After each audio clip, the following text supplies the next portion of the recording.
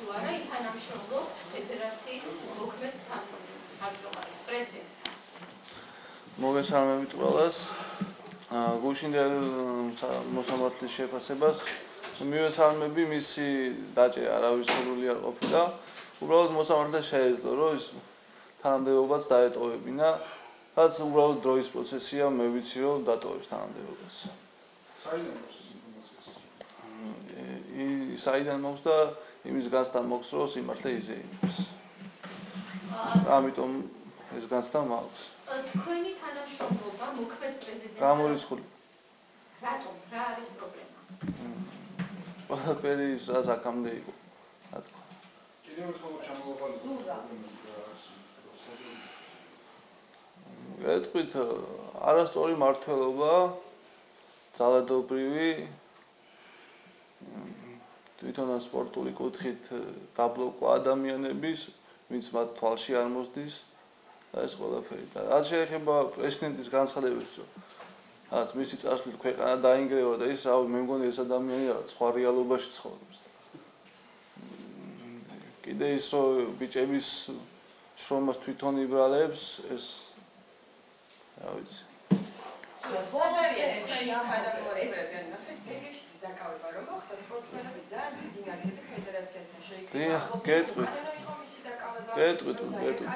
ყველას გეტყვით. ანუ მე არ მომითხოვია არავის მხარდაჭერა, რომ ეს ხალხი გამოდით დამეხმარეთ, მაგ ეტაპამდე ჯერ არ ვარ და ეს ადამიანები ურეკავენ ძიუდოისტებს, რომ მოდით ხალხო რაღაც დაგვიდექით გვერდში და ესე კრივავენ ამ ხალხს და მე არ ვარ ამ ეტაპზე ჯერ. სიმართლე უნდა იზეიმოს და ნახოთ თუ მივალთ მაგ ეტაპამდე დაინახავთ ჩემ მხარდაჭერებს.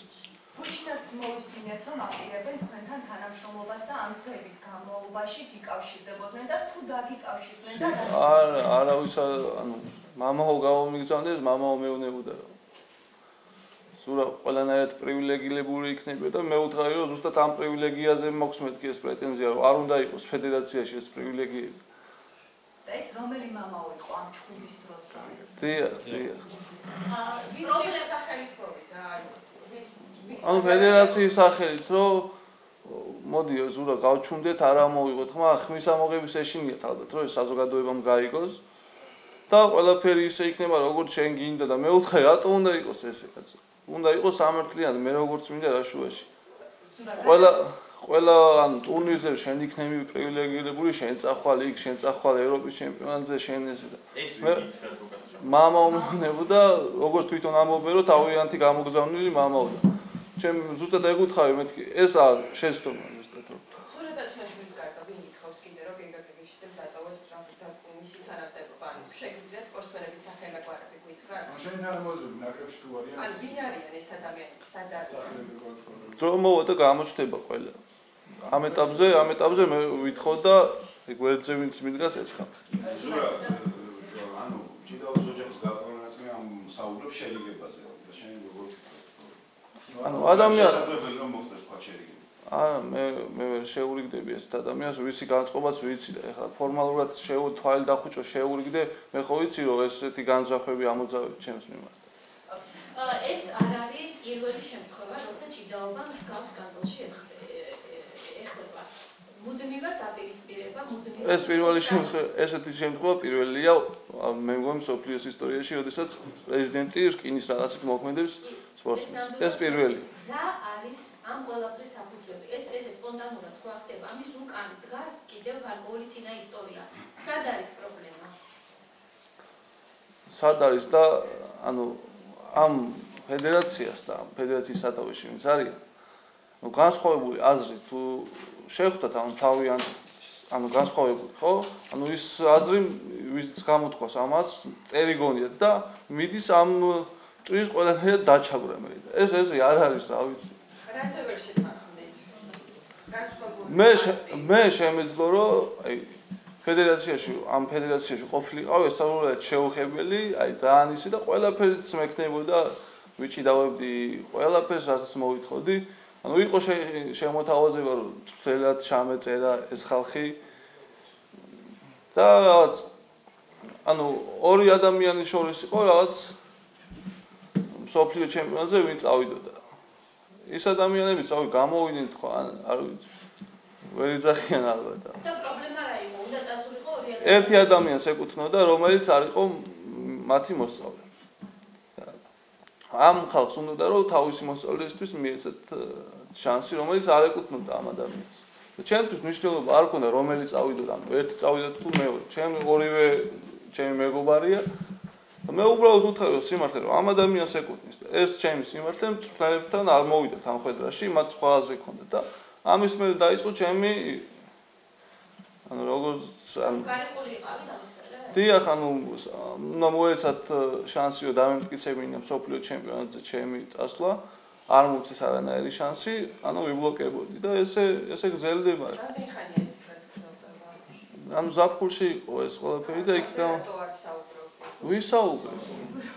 აი ზურა წესდები ჭირავს ფედერაციის წესდების მიხედვით პრეზიდიუმში შეუძლია დაითხოვოს ფედერაციის პრეზიდენტი იმ შემთხვევაში თუ პრეზიდენტმა მისი თანამდებობისთვის შეუფერებელი საქციელი ჩაიგდა. ყველა თანხმდებით და ბუნებრივია ეს არის შეუფერებელი საქციელი. თუ აპირებთ რომ ჩვენ ახლა თანხმდებით ამაზე, მაგრამ პრეზიდიუმში არ ამგონია ამაზე შეთანხმება. მაგრამ ოფიციალურად თუ აპირებთ რომ მაინც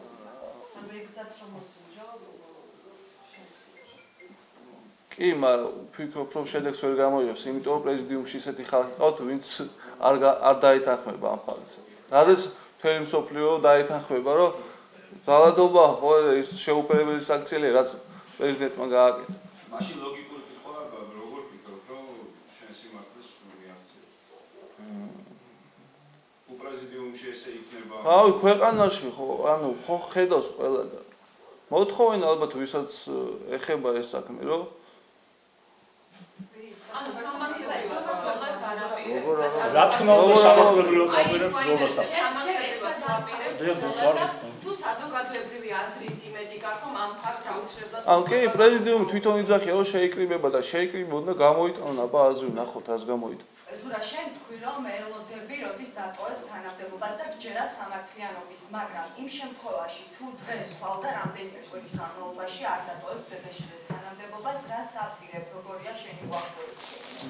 ხო არ შეიძლება გახდეს შენი კარიერის სხვაგან გაგრძელების ან დასრულების? როდიში აქვე დავამატებ, ამბობთ რომ სამართლიანობას ველოდებიო და თან რამდენიმე დღის წინაც ამბობდით რომ ვიცით რომ ფარველობენ გეგეშიძეს რომ ესეთ ინფორმაციასაც აქვს. მე არ მithქვი. ანუ ფარველობენ ამბობდნენ, მათ შორის ის ადამიანები, რომლებიც დაკითხვაზე იმყოფებოდნენ პოლიციის შენობაში. და თუ ვიღაცა ფარველობს ამ ადამიანს, მაშინ რა არის მოლოდინი გაქვთ, რომ უახლოს პერიოდში გეგეშიძე დატოვებს თანამდებობას? მოლოდინი მაქვს რომ დატოვებს და ნახოთ როგორ განვითარდება მოლოდინი. შენი გეგმები როგორ? ჩემი გეგმები მე ვაგზელებ ვარჯიშს ჩემპიონატ მწვრთნელთან. და ნახოთ როგორ განვითარდება მოვლენები. თუ დარჩები ფედერაციაში, მე დავტოვებ. ნაკრები ახლა იყო შეკრებაზე თუ შეჭდა თამათთან ერთად და მაშინ როცა გეგეშიძეს დაჭირდა, ისინი ჩამოვიდნენ და შეწყვეტეს შეკრება. თუ დაგიკავშირდათ ბექაროყვა და გითხრათ რომ ვარჯიშზე გამოცხადებული ყავით. არა, ბექაროყვა არაფერს არ წყვიტავს, ბექაროყვა არის ფორმალურად იქ პერსონალურში წყვიტავს ვლადიმერ გეგეშიძე. კი, მაგრამ ხომ უნდა მოეთხოვა რა ეთხოვა აუცილებლად, როცა ერთ-ერთი ნაკრების ლიდერი არ ყავს რომ ის ყოფილიყო. ну რავი, დაუსვით ბექაროყვას ეს შეკითხვა და გაგიცნობ. ზურა, ფიქრობთ თუ არა პროცესები ამით არ გაჩერდება და საქმეების გარჩევა ბრჭყალებში გაგრძელდება გულისებს მიღმა. აი თქვენ ამბობთ რომ ვიღაც გამოგიგზავნის, ანუ ფიქრობთ რომ ამით არ გაჩერდება? მე არ ვაპირებ ეს რაღაც ისეთი საქმეების გარჩევა დავიწყო, მე უბრალოდ ეს სამართლებრივად ვაპირებ ვიბრძოლო ჩემი სიმართლისთვის. შესაბამის უცხოები თუ არიან დაინტერესებული ამ საკითხით და თუ დაგეკავშირდა იგივე სპორტის სამინისტრო და სპორტის კომიტეტი და ჩემთვის მე არ დამიკავშირე, მაგრამ გააკეთეს განცხადებები და ყველამ ნახა ეს განცხადებები. თუმცა სპორტის სამინისტროს კომენტარი იყო რომ პოლიტიკური ერთები აქვს ამ ყველაფერს. ну რაც შეეხება პოლიტიკურს, მე სრულიად აპოლიტიკური ადამიანი ვარ. ეს ყველა მიცის და ვინც ცდილობს, ძალით ცდილობენ რომ ეს ყველაფერი პოლიტიკისკენ წაიყვანოს. წაიყვანონ და ეს სულიად ისეთი სისულელია.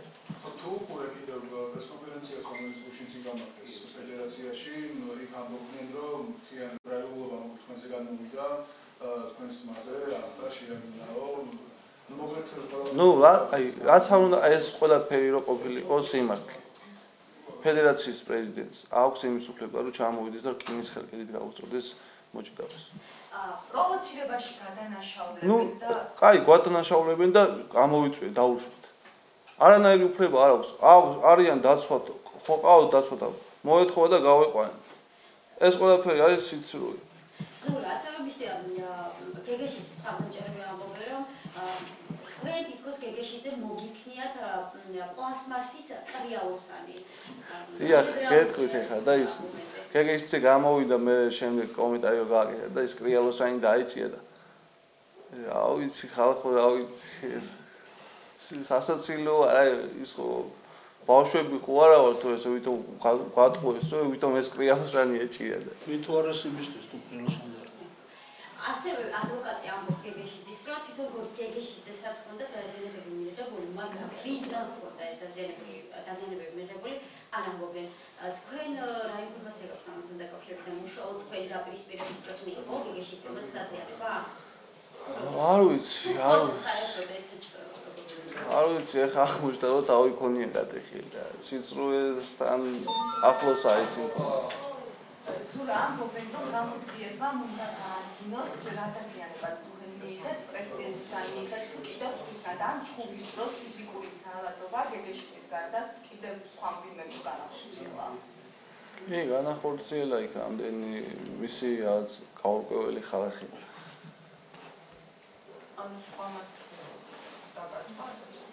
კი, მაგრამ ნუ მე თავის დაზიანება მივიღე პრეზიდენტისგან და ეხლა თუ ცდილობენ რომ ვიღაცას გადააბრალონ, რა ვიცი. თქვენ დაკითხვაზე რომ ვიყავით, როგორ პროცესები, როგორ შევიძლიათ შეაფასოთ, ობიექტურად მიდიოდა პროცესები, თუნდაც დაკითხვა, თუ იყო რაღაც მიკერძებულობა შეამჩნიეთ. ანუ მე არ ვარ ეს ძალიან კომპეტენტური მაგსაკითხში, ჩვეულებრივად დავიკითხე მე ჩემი სიმართლე რაც იყო და რაც რეალობა იყო ის მოუყევი და არ ვიცი ეხლა ვიღაცა შეიძლება სხვანაირად გამოიყენოს ეს. არ ვიცი, ნახოთ. იქ იყო მოსაზრება, რომ ძალადობა ეს ბუნებრივია სპორტის აი ამ სფეროსთვის და ეს ძალადობა არ არის სპორტსმენი ძალადობს, როდესაც ის გამწარი ამაზე კომენტარს არ გავაკეთე. იმიტომ რომ რაც თქვენი მეგობრები ეს მოჭიდავენ თუ დაკავშირდნენ იმ განცხადების შემდეგ, რაც გეგეშიძის მხარე დაიკავებეს და ფაქტობრივად მარტო მაშინ როცა იმის მერე არა, მაგრამ მანამდე დამიკავშირდნენ ბევრი, რომელიც მანდ იყვნენ და მეუბნებოდნენ რომ ზურა შენს გვერდით ვართ და აღმოჩნდა რომ არა, შეიძლება არც აღმოჩნდა რომ მაგეთ გვერდზე არიან, იმიტომ რომ აპროტესტებდნენ რომ ეს დააკავეს და არ ვიცი, ნახოთ. გამარჯობათ, მოგესალმებით ყველას. მე მოვედი მომზადებული მაქვს რაღაც დოკუმენტაცია, რომელიც არა მარტო ძალადობა, აქ ყველაფერი არის კომპლექსურად. კომპლექსურად არის, ძალიან დიდი პრობლემები არის და როგორც ფინანსური თვალსაზრისით, ძალადობა თქვენ თვითონ ნახეთ ყველამ ტელევიზორში.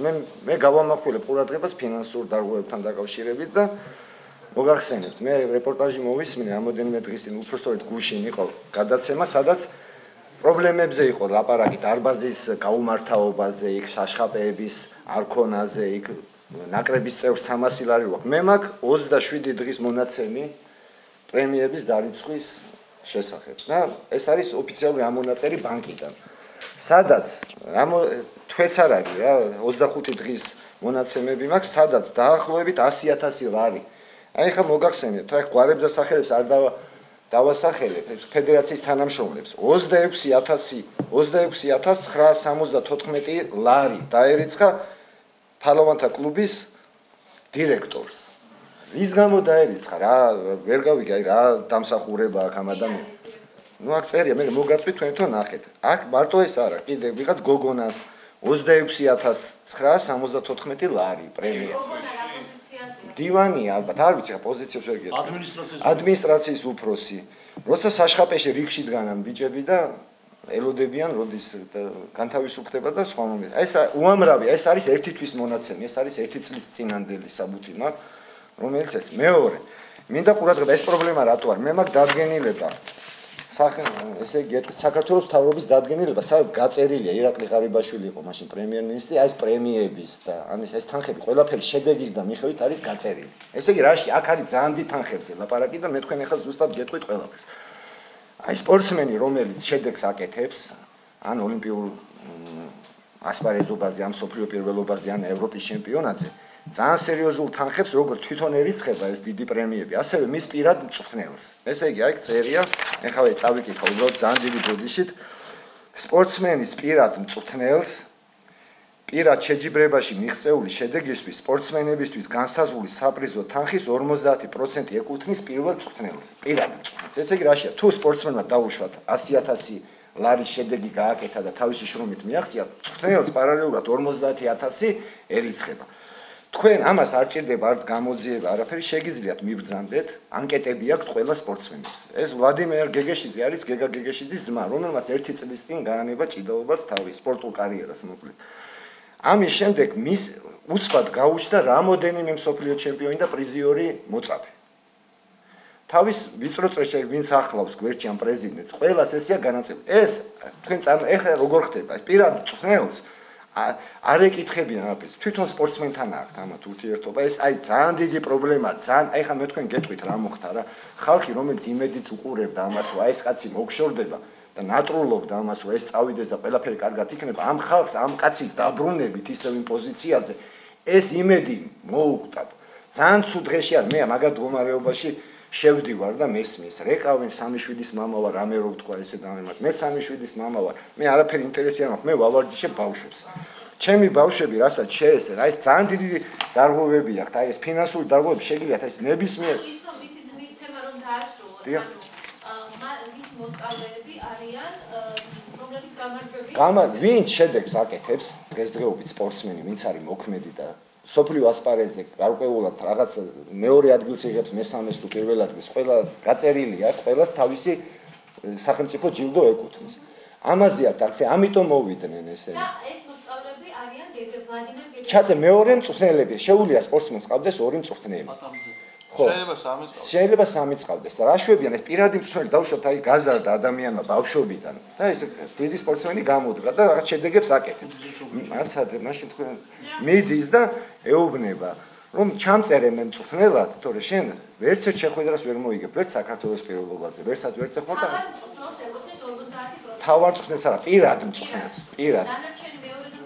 მეორე მწვრთნელი პირადი მწვრთნელის გადასაწყვეტია და სპორტსმენს ერთად წყვიტავენ ამას.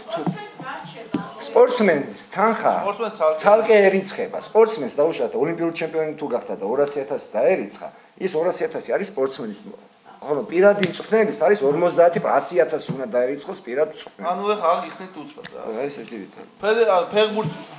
ფეხბურთშიო გადახედეთ. ამოვწურა. აი ეს პრემიები, აი ხა საინტერესო არის, აი მე უბრალოდ შეკითხვას გისმენთ, მე ხა სარგებლობ მდგომარეობი და ამიტომ 26,000 ლარი 27,000-მდე არის, ნუ რაღაცა 25 ლარი აკლი. 27,000 შეიძლება ფედერაცია ეს არის სახელმწიფო სუბსიდიაზე მთლიანად, ეს ფედერაცია 100%-ით შეიძლება ამხელა თანხა დაურიცხოთ. გოგონას, რომელიც არის 2 თვის დანიშნული ამ პოზიციაზე, მე არ ვიცი ხა რა პოზიცია უკავია. აგე ვიღაც გაურკვეველ პირებს 26,000, ეს არის 25 და 7,000, 21,000, 30,000. ეს არის 1 წლის წინანდელი ზუსტად.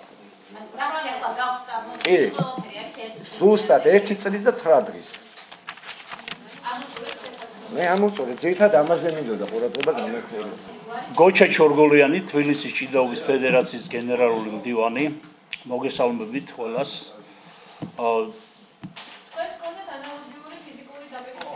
მანამდე გეტყვით, რომ გუშინდელ გადაწყვეტილებას, მოსამართლეს გადაწყვეტილებას მე პირადად არ ვაპროტესტებ და რატომ? არ შეიძლებოდა გეგა გეგეშიძეს გუშინ დაეტოვებინა თანამდებობა, იმიტომ რომ ხდებოდა ფედერაციის პარალიზება. უკანონობა ხდებოდა, აქედან გამომდინარე, რომ ხელის მოწერის უფლება დღეიდან არავის არ ექნებოდა. გეგა გეგეშიძეს უჭირავს 7 კაცის პოზიცია. არჩევნები არის გაყალბებით ჩატარებული. პრეზიდიუმი არის გაყალბებული, არანაირი პრეზიდიუმი იქ არ არსებობს. ყველაფერი თავიდან ბოლომდე არის ფარსი. არჩევნები ჩატარდა გაყალბებით. ამის გაპროტესტებას არ ვაპირებთ, ალბათ ხანდაზმულობაც ექნება, უბრალოდ მორალური პასუხისგებლობა მინდა ყველას დავაკისრო, ვისაც იქ ხელი აქვს მოწევები. არჩევნების დროს უნდა არჩეულიყო პრეზიდენტი, ორი ვიცე-პრეზიდენტი უნდა არჩეულიყო ბერძნულ-რომაულ ჭიდაობაში, ორი თავისუფალ ჭიდაობაში. რეჟში გატარებული წესდების მიხედვითაც, რომელიც ცოტა შეკრეჭილია და ისეთი ის არის რა. ხო და ერთი გენერალური მდივანი უნდა არჩეულიყო და მხოლოდ და მხოლოდ ერთი ვიცე-პრეზიდენტის დასახელების უფლება ჰქონდა ახალ არჩეულ პრეზიდენტს, ანუ გეგა თამაზ გეგეშიძეს. ეს ყველაფერი დაირღვა გეგა გეგეშიძის პრეზიდენტის მაგივრად მივიღეთ იმპერატორზე უფრო დიდი უფლებების მქონე ადამიანი ბატონებო და გალბატონებო. ხო, დღეს ის ხდება, რომ აი ვხედავ შედეგს, როცა ეს ხდებოდა, მე მაშინ მივედი ბატონ რომან რურუას უთხარი, რომ ის იყო უკანონობა და არ შეიძლებოდა მაგის გაკეთება, რომ მიიღებდნენ იმპერატორს და მიიღეს უფრო იმპერატორზე უფრო დიდი დარღვევა მიიღეს და ბატონმა გეგა გეგეშიძემ, რომელსაც იქ ყოფნის უფლება იმ დროს არ ჰქონდა, თავის ძმასთან ერთად შედიოდნენ და გამოდიოდნენ დახურულ სხდომებზე, სადაც არჩევნები უნდა გამართულიყო და ზეწოლას ახდენდნენ, იქ მოქმედ და მოხდა ის, რაც მოხდა დღეს. დღეს გეტყვით თუ შეიძლება. დღეს ის მოხდა, რომ გეგა გეგეშიძე გუშინ რომ აეყვანათ, დღეს მოხდებოდა პარალიზება. არ იქნებოდა უკანონობა, ვერც ერთი ვიცე-პრეზიდენტი ვერ გააგრძელებდა მის მოვალეობას. რატომ? წესდების მიხედვით აგრძელებს ვიცე-პრეზიდენტი ან გენერალური მდივანი, ვისაც აქვს არც ერთს არ აქვს ლეგიტიმაცია გეგა გეგეშიძის გარდა. 7 კაცის უფლებამოსილებას ასრულებს ბატონი თამაზ გეგა გეგეშიძე. აქედან გამომდინარე თქვენ თვითონ გააკეთეთ. ჩვენ არ ხო წესდები არანაირი წესდებაში პრობლემა არ არის. აი აქ მაქვს დოკუმენტები, მე შემიძლია გადმოგცეთ და გაჩვენოთ ყველაფერი. არა, ეხლა არ განიხილავთ, მაგრამ გაჩვენებ და იურისტები არიან და რა ვიცი. გამოსავალი არის ერთ რამეში, მხოლოდ და მხოლოდ აბსოლუტურად სრული შემადგენლობით პრეზიდიუმი ჩვენთვის სათაყვანებელი კაცის ბატონი რომან რურუასი და ბატონი გურამ საღარაძის სახით და ყველას იქ ჩამონათვალ ლევან თედიაშვილი, ელდარ კურტან ყველამ უნდა დატოს პრეზიდიუმი და ფედერაცია აბსოლუტურად მაგათი მოყვანილი იქ არავინ არ უნდა იყოს და უნდა მოხდეს დემოკრატიულად და წესდების მიხედვით. ჩვენ არ უნდა გავხსნათ წესდებას. არა, ჩვენ ვითხოვთ აღდგეს 2013 წლის შეუკრიჭავი 2014 წლის წესდებაც, რომელიც რეჟშია გატარებული, წესდება და ოქმი შესაბამისობაში არ მოდის ერთმანეთთან. განვიხილოთ, ნახოთ დამოუკიდებელი იურისტები და დაიდება დასკვნა, რომ ეს არჩევნები არის ყალბი. ჩვენ არაფრის გაპროტესტებას და გასაჩივრებას არ ვაპირებთ, ჩვენ არავის დაჭერა არ გვინდა, აქ მორალურ პასუხისგებლობაზეა საუბარი, უბრალოდ უნდა აღდგეს სამართლიანობა. ქვეყანაში კანონი უნდა კანონობდეს. ისე როგორც ჩემთვის და როგორც მეფის ზურასთვის. სპორტის სამინისტრო, ახლანდელ მინისტრზე ხმას ვერ ამოვიღებ, კარგი განცხადება გააკეთა, მაგრამ როცა სპორტის სამინისტროს აშინებენ და გამოდის ბატონი გეგა გეგეშიძე და სახელმწიფოს თვითსუქნებს და სომქონდა ეგეთი წარმოდგენა, რომ სახელმწიფოზე მაღლა აკენებს თავის თავს. ეუბნებიან, ბატონო გეგა, მაგის უფლება არ გაქვთ. ეს უკანონობა, კანონი ვარ მე. აი, ეს არის პასუხი, ხო?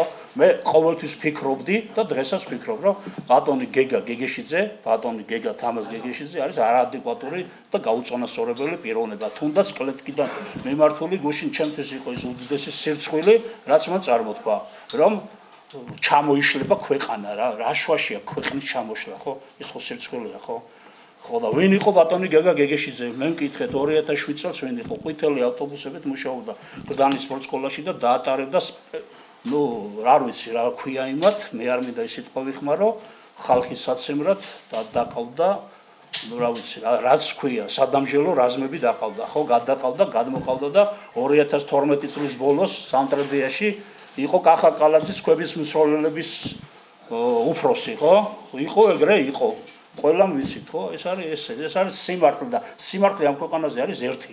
აბრალებენ ზურას რომ ზურამ დაიწყო ჩხუბი, ძმები მიეხმარნენ, როგორ დაიწყო ზურამ ჩხუბი, იქ არის კადრები, ხო? ეს კადრები ყოფილა ყალბი. თურმე ის ყოფილა ყველაფერი, რა ვიცი, მე მართლა მწვენეა იმ დიდი ჩემპიონების და უდიდეს პატივცემ ბატონ ვახტანგ ლაგიძეს, უდიდეს პატივცემ პლანეტის საუკეთესო მწვრთნელად მიმეჩნდა გუშინ წინდელ დღემდე ბატონი ნუგზარ სხირელი. ეს რა განცხადება იყო? მემაბრალებენ ბატონებო, რომ თურმე გოჩა ჩორგოლიანის მართული ყოფილა ბატონი ზურაბი და დათვაშენ.